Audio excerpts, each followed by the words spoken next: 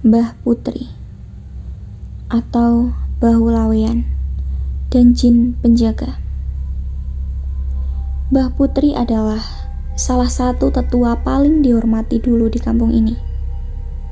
Karena sebelum kampung ini benar-benar berdiri seperti saat ini, Mbah Putri lah yang pertama kali tinggal di sebuah rumah besar dengan gaya arsitektur Belanda. Menurut kabar yang sering aku dengar dari orang-orang, sehari-hari Mbah Putri mengenakan kebaya lengkap dengan sanggulnya.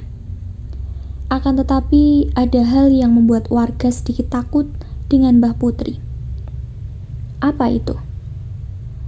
Kabarnya di belakang Mbah Putri kadang terlihat manusia yang tinggi besar. Beberapa menyebutnya dengan Jin Penjaga yang mengikuti Mbah Putri, dan berapa jumlah mereka? Mungkin ini terdengar sedikit berlebihan. Menurut apa yang aku dengar dari cerita orang-orang, yang mengikuti Mbah Putri hampir seperti sebuah pasukan kerajaan. Ada lagi yang membuat Mbah Putri sedikit ditakuti, yaitu dia seringkali memakan bunga-bungaan yang tumbuh di halaman rumahnya secara langsung tepat di depan warga kampung. Benarkah Mbah Putri sebegitu misteriusnya?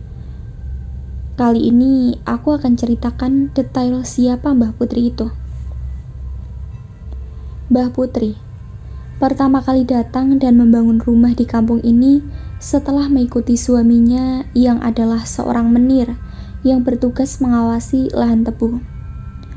Suaminya Mbah Putri sendiri memiliki kedudukan strategis di pabrik gula dekat dengan kampungku. Saat sebelum kampung ini dihuni, yang ada di sini hanya sebuah rawa yang dipenuhi oleh pepohonan rindang. Di kiri kanan rumah pun hanya ada tanaman-tanaman liar. Saat itu, keadaan kampung ini nyaris seperti alas kecil, begitu sepi dan mencekam. Selama pernikahan Mbah Putri dengan suaminya atau menir, Mbah Putri belum juga dikaruniai seorang anak. Kabarnya banyak gosip yang berkembang, bahkan sampai suami yang ke-14-nya beliau, Mbah Putri kabarnya tidak boleh bersetubuh dengan lelaki manapun, termasuk suaminya sendiri. Namun itu hanya sebuah rumor. Yang terjadi adalah suami Mbah Putri lebih banyak menghabiskan waktu di pabrik atau lahan tebu yang jaraknya tidak terlalu jauh dari desaku. Karena sendirian inilah, kabarnya Mbah Putri seringkali berinteraksi dengan mereka yang berbeda alam. Dari sinilah pertanyaan terbesarku. Mungkinkah kesepian yang membuat Mbah Putri beralih menjadi sesuatu yang membuat orang-orang berpikir bahwa Mbah Putri memiliki ilmu hitam? Sebegitu kuatkah beliau? Sampai tidak ada yang berani membicarakan beliau, termasuk para tetua kampung. Namun ada cerita yang selalu membuatku merinding tiap kali aku ingat. Seingatku sampai saat ini, aku tidak pernah tahu bagaimana wajah atau rupa Mbah Putri. Namun ibu selalu mengatakan bahwa seringkali aku didatangi oleh Mbah Putri. Bahkan ibu bercerita, Mbah Putri sudah menganggapku sebagai anaknya. Sekarang, tiap aku ingat nama beliau, aku selalu terbayang wajah wanita tua yang tidak pernah aku lihat secara nyata. Namun wajah wanita tua itu selalu terkenang, termasuk ketika aku melihat Nini Towo. Wajahnya nyaris sama persis. Mungkinkah itu wajah Mbah Putri? Aku tidak tahu. Kembali ke cerita Mbah Putri. Disinilah dulu Mbah Putri kabarnya pernah membuat sebuah patung kecil yang dibuat dari jerami dan batok kelapa. Patung itu tepat diletakkan di depan rumahnya. Setiap hari patung itu terus bertambah, lagi, dan lagi, sampai halaman Mbah Putri penuh dengan patung itu. Ketika suaminya pulang, beliau kaget dengan apa yang terjadi di dalam rumah mereka. Disinilah awal kengerian itu muncul. Karena patung yang lebih terlihat seperti boneka pasak itu, kabarnya di setiap patung jerami itu ada jin yang mendiaminya. Setiap malam, ketika hari mulai gelap, seringkali terdengar suara-suara dari luar rumah yang membuat suaminya tidak nyaman.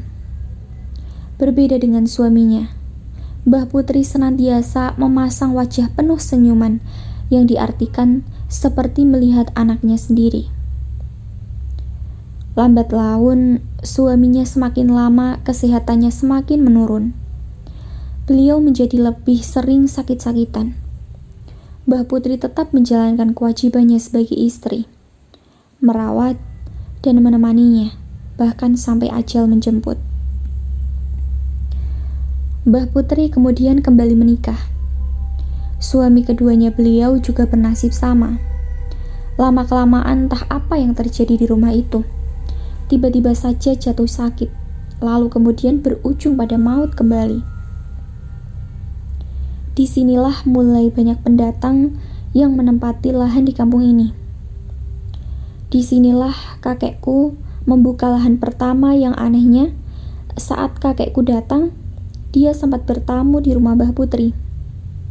Berceritalah kakekku waktu itu. Rumah Mbah Putri kabarnya ramai oleh suasana tidak mengenakan. Dan benar saja, rupanya pasak-pasak yang dipasang memang bukan pasak sembarangan.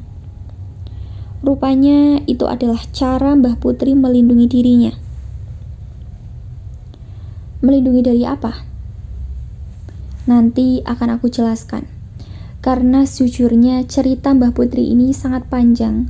Jadi kelak aku akan menceritakan detailnya, bukan sekarang. Di pernikahan berikutnya, itulah Mbah Putri baru diketahui bahwa beliau adalah bau laweyan. Apa itu bau laweyan? Bau laweyan adalah mereka-mereka yang umumnya sudah disukai oleh jin sejak pertama mereka lahir. Jin ini tidak pernah berniat merasuki atau mencelakai. Sebaliknya, mereka menjaga si bau laweyan, namun dengan catatan tidak boleh ada yang berani-berani mendekati seorang bau laweyan, apalagi menikahinya.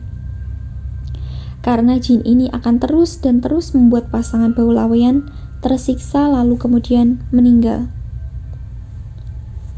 Cara membunuhnya menurut orang yang tahu perihal fenomena ini, setiap malam hari ketika sudah terlelap, jin ini akan menghisap darah pasangannya perlahan-lahan, dan hal inilah yang lambat laun menjadi rasa sakit hingga berujung kematian. Namun biasanya bau laweyan hanya berakhir di pernikahan ketujuh, karena setelah pernikahan ketujuh, bau laweyan terlepas dari ikatan jin itu. Yang menjadi pertanyaannya, kenapa Mbah Putri bisa menikah hingga 14 kali?